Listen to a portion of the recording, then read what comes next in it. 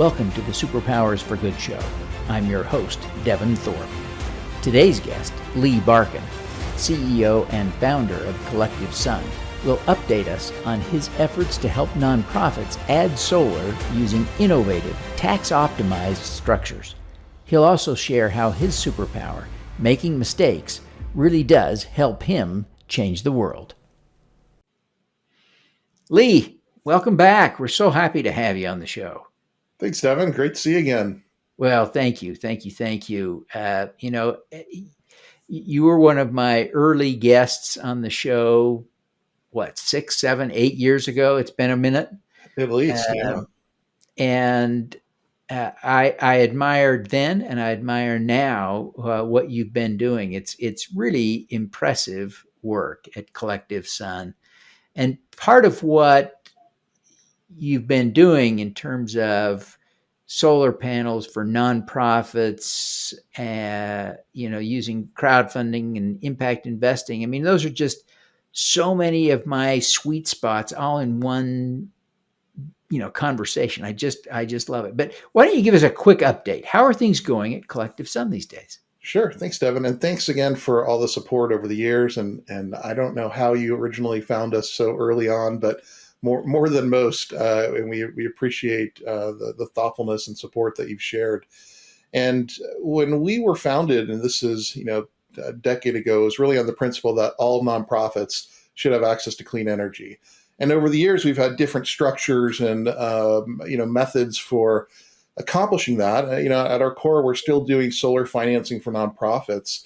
But in recent times, I'd say our mission has really gravitated around engaging values-aligned capital to solve social and environmental problems. And that's kind of what's been our driver.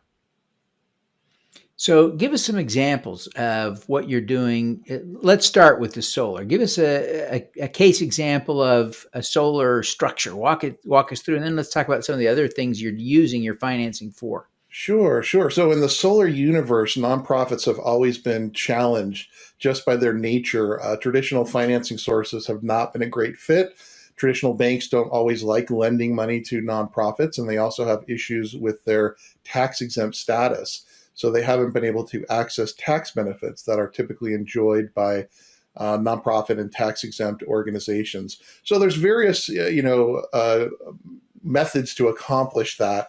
The nerdy accounting under the hood stuff may not be as exciting for some of your viewers, but that methodology has evolved over the last several years. The current approach that we use, called a solar power agreement, is very similar to a prepaid lease. There's some tweaks for IRS compliance, but functionally, we're able to utilize tax benefits that are otherwise lost when nonprofits try and go solar.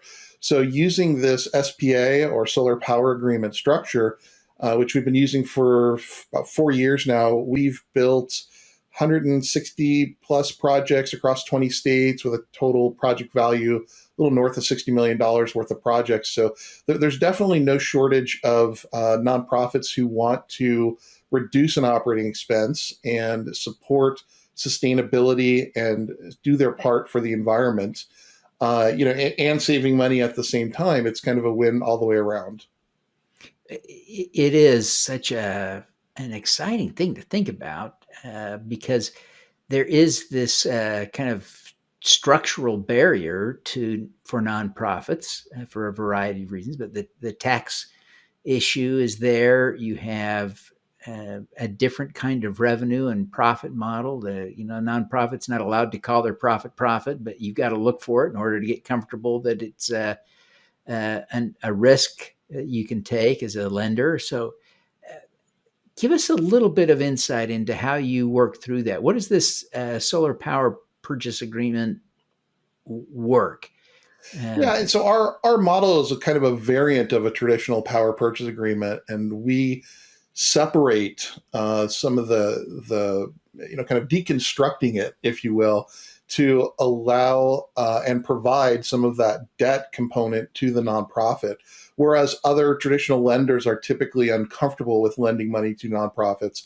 They have a number of impediments. On the one hand, if you lend money to a church or a synagogue or a school or a Boys and Girls Club or YMCA or any manner of community service organization that represents a typical client for us, a bank doesn't want to foreclose on that property.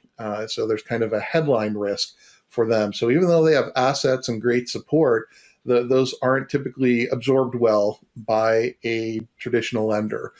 And then you also have, the issue of the revenue cycle for a nonprofit can be constrained, and risk averse lenders will think, oh, well, what if there's an economic downturn? Will that affect giving? And also doesn't adequately give credit to the vibrant strength of these nonprofits and their communities of supporters behind them. And so that can also be a source of, longevity.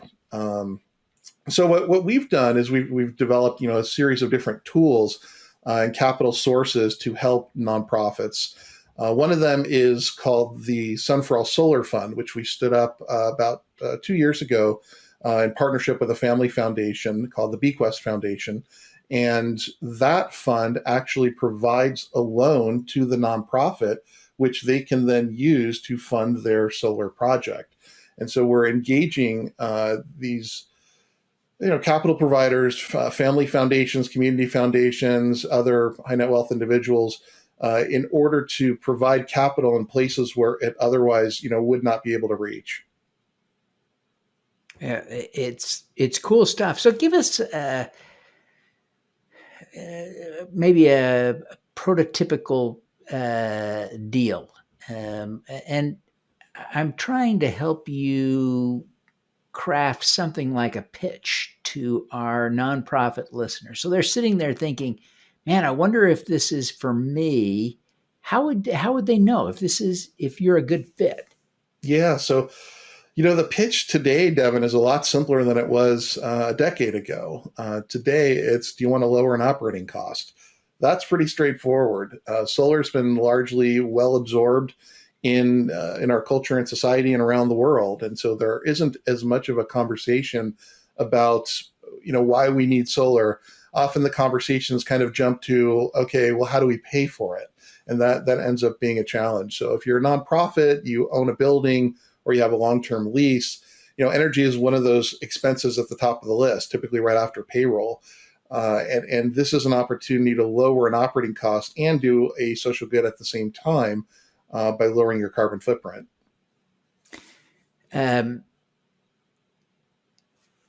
if someone were interested at this point, you've just sold them. They're now at least interested.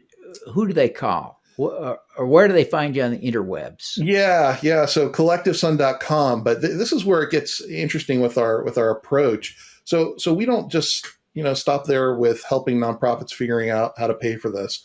We really roll up our sleeves and help nonprofits along this journey. With our Sun for All Solar Fund, the starting point is an address and copy of your utility bill and consumption data. So we actually want to lean in and support a technical review and a feasibility study to really understand what's the optimal system for that nonprofit organization. And when I say optimal, you should say, well, optimal for whom?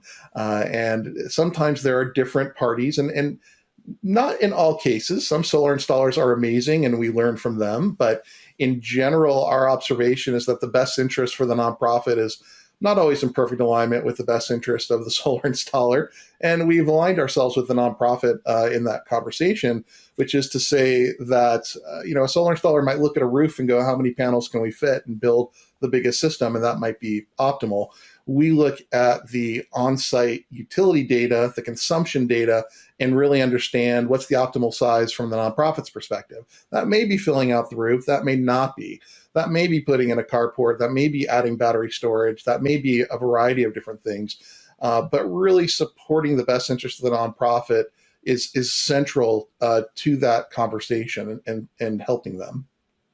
Well, it's phenomenal work that you're doing. As you look back, you talked about, I think you said you've done $60 million worth of transactions in the last year or so, but over the course of time, you've probably helped hundreds of nonprofits get solar on their rooftops. Tell us a little bit about a favorite example of how that worked, how it helped the nonprofit, how it, just give us a favorite case study. Yeah, so my favorites are often the ones that are hardest to accomplish, and those stats I was sharing were since we created this structure, the solar power agreement, about 4 years ago, and there were different structures before that, and other projects that we were involved in, all again with the same theme of providing financing for nonprofits. But I have I've had conversations with pastors who have expressed different points of view about the climate crisis, and have even shared that's not a thing to bring up in our congregation. Remember, we're a national footprint like that. That's not something we subscribe to that point of view. But if you can help me save money on my utility bills, I don't care if it's golden toilets. End quote. Right. In those models, you really have to meet people where they are, and we can make a economically compelling conversation with a spreadsheet, and go, here's how you do more of your mission. Here's how you serve more veterans. Here's how you serve more animal shelters or affordable housing or homeless people or food banks or whatever it is. Do more of that good thing. And then later they install the system, and members of their congregation approach them, typically younger members, and go, how cool is that we put in solar? And then the pastor goes, oh, I like this praise, and I like how it's engaging younger generations. And I'm thrilled that they enjoy that spotlight, because then they lean in more. And then we talk about how to compost and other things we might care about that are important. But the opening conversation is really about finding common ground. And some people share our perspectives and some don't. That's okay. But we can have a conversation about what's important to them, and that's advancing the mission. Yeah. I'm just now reading a book by Catherine Hayhoe, who is a devout Christian who is one of the most well-known, well-regarded, outspoken people on climate change. And her particular forte is exactly what you're talking about. It's finding a way to communicate with people who don't share our frame of reference on climate change about issues like, from solar panels and the practical money savings to whatever it may be, to help bring more people into the fold. So this is your message resonates with me right now, because I'm reading that book, and I love Catherine. She's great. You mentioned at the top of the discussion that you are doing some things in addition to solar now. Tell us a little bit about what's in addition to solar. Yeah, well, there's broadly speaking a lot of different ways to use engaging values aligned capital to support social and environmental problems. And we have a number of those projects that are kind of in development and in the works. But I'll say, more broadly speaking, impact investing is an interesting term, because all investments have an impact, right? And so, helping align that impact that folks want to see with their dollars is now evolving a little bit more than just SRI funds, where we eliminate guns, tobacco, alcohol, or negative screens from our portfolios. And instead, they're looking at how do we use our money for good? And it's a little in between philanthropy and investing, because yes, there's an investment and there's a return. It's typically concessionary or below market rate, but it's still investing, and yet there's this philanthropic component as well. So we have a number of things in the works that are kind of exploring this space, but the themes are always come back to those core central tenets, and so as the business world is evolving more towards being socially conscious, and there's evidence with BlackRock and the CEO and letters and so on. But at the same time, philanthropy is also evolving and moving into, not saying nonprofits have to become businesses, but they're exploring revenue generating activities so that they don't have to constantly live on this treadmill of donations. And so impact investing is kind of this alignment and convergence. And within impact investing, our models certainly fall in the impact first side of that. If you think of that as a sort of continuum. But stay tuned to this space. There's some really exciting things happening here. Oh, that's fantastic. Fantastic. And we will stay tuned. We will look forward to learning more in the future and how things evolve. But you've been doing a lot of good, Lee. You really have. The environmental impact you're having, on reversing climate change, and the support you're giving to nonprofits. I mean, my gosh, really, really impactful, and now providing returns to investors. Kudos, kudos, kudos. Well, I'm going to say we're enabling good. And the good that's being done is with the nonprofits serving in their communities. The good that's being done is with the impact investors who are recognizing that there's more good that their capital can do. And there is kind of an awakening in that world right now with foundations, private family foundations, community foundations, looking at structures like program-related investments or recoverable grants or other tools that they can use so that their funds can advance a cause or mission or purpose. Yeah. Well, Lee, what is your superpower? So I love that you ask people this question, and I'm going to say my superpower is making mistakes, and I say that a little bit tongue in cheek because I really want to share for your viewers that everybody has a superpower, and everybody can join me in making mistakes, and feel empowered. That they can also do these things because we're all very capable of making mistakes. The fun part, I think, for us is the learning from those mistakes and not repeating those mistakes, and using them in ways to advance. But it really starts with giving yourself permission, in creating cultures and environments where you have permission to fail. Yeah.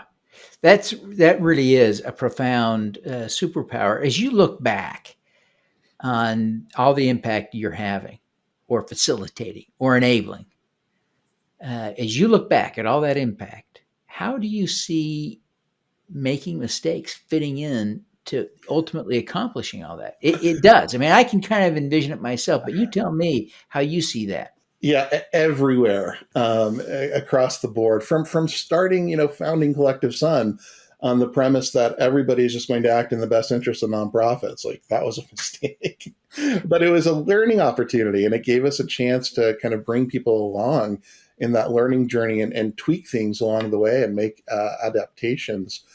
But in some industries, like I love looking at marketing folks get this. They do things called A/B tests. They intentionally make mistakes to learn something from them.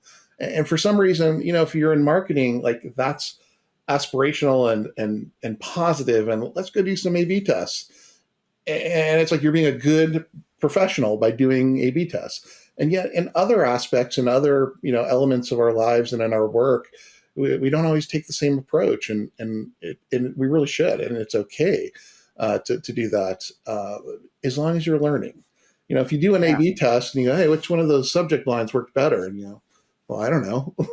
Well, that's not providing that feedback loop to enable you to improve Yeah. and to adapt. But if you're paying attention, the act of making mistakes, that should be part of the learning journey. Yeah. It really can be. You highlighted the need to learn from the mistakes. As you reflect on the mistakes you've made and the lessons you've learned, sometimes that's got to be painful. Talk a little bit about that process of actually learning from the mistake so that you don't repeat the same mistake. I don't think it's painful at all. I would almost characterize it as enjoyable in the context of it creates a learning experience. And so if you set up, a test, if you just think of it as an experiment, I'm going to try something, and I'm going to take notes as I go along, or I'm going to observe some output or some, portion or capacity of that experiment to analyze and understand. Um, and that's not really painful at all. That actually can be an enjoyable process. Yeah, I see what you're saying. Now, it sounds funny, I know, and of course, you've got a great sense of humor, and so at some level, there's a part of you that's saying that making mistakes is a superpower is a joke, but it truly is profound, and I get that in that under that joke, under that level where we chuckle at the idea that there is a profound truth there. How did you learn that making mistakes could be beneficial? Because it's just so counterintuitive. Our brains say we should never make mistakes. Mistakes are to be avoided. How do you get to where making mistakes is a superpower? I think I just used my natural gift for making mistakes, and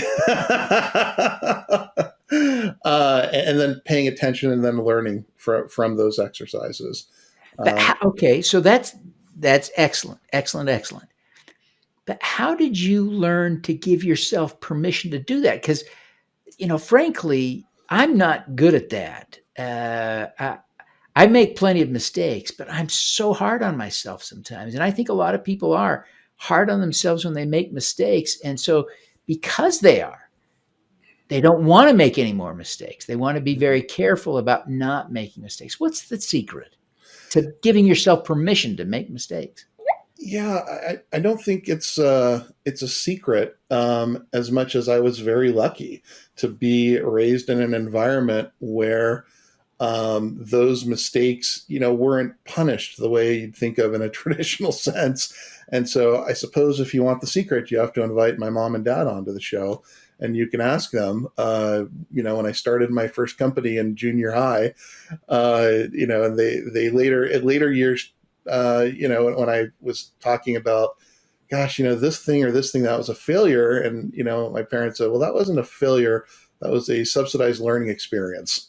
I thought, well, that's a good way to look at it, and I try to sort of maintain that approach that the value is created in the learning process, and you're not going to be able to learn unless you give yourself permission to make mistakes, I, experiment. I it, that really is important. So let's follow up on that. How do would you encourage other people to develop that courage, that strength, that superpower of making mistakes constructively, forgiving yourself, moving forward, lessons learned toward big success?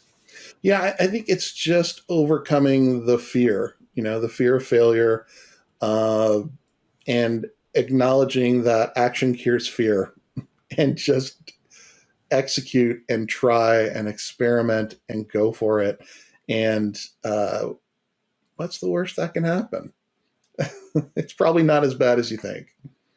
Well, that's great. You're right. What's the worst that can happen? In most cases, it's not very bad. It's not very bad. Our ego is most at risk, and if we can get past that, uh, so much more we can learn, so much more we can do. It's really a profound conversation, Lee. So thank you very much for sharing that with us. Uh, Lee, it's been so good to have you, and I feel like I've learned so much. Before you go, I want to come back. Near the top of the show, I asked you about, how does a nonprofit call? Would you just share again how people can get in touch with you? And of course, there's some people who aren't customers that may want to follow you on social media and be in touch that way. So give us a little bit of a rundown of how people can be in touch with you. Sure. Thanks for that. I mean, the best way to reach us is to go to collectivesun.com, and there's links there to our Twitter feed and Facebook page. And you can click a contact us button, reach out to us. Happy to, be a sounding board, compare notes, answer questions, and just learn together. Oh, fantastic. Well, Lee, again, thank you very much for taking the time to be with us. It's a thrill to catch up. You've accomplished so much in recent years, and I congratulate you for all that you're doing, the good that you're doing for nonprofits and for the climate and for everybody else. So thank you, thank you, thank you. Congratulations, kudos, and good luck in continuing to grow your impact and influence. We want to see you succeed tremendously. Thanks, Evan, and thanks for everything you're doing to shine the spotlight on so many people out there. You said over 1,200 episodes now. That's Yeah. amazing. And here's to 1,200 many times over more. Oh, thank you. Thank you very much. Well, let's do some good. Thank you for tuning in to the Superpowers for Good show. Twice each week, we host changemakers who share their impact, insights, and superpowers. Don't miss another episode. Subscribe today at superpowersforgood.com. That's superpowers, 4, good.com. Be super empowered. Get your copy of the book, Superpowers for Good, as an ebook, audiobook, paperback, or hardcover edition via your favorite online retailer. Interested in having me speak to your company, organization, or association? Visit devonthorpe.com. Then let's talk. Now, keep using your superpowers for good. Together, we can reverse climate change, improve global health, and eradicate poverty.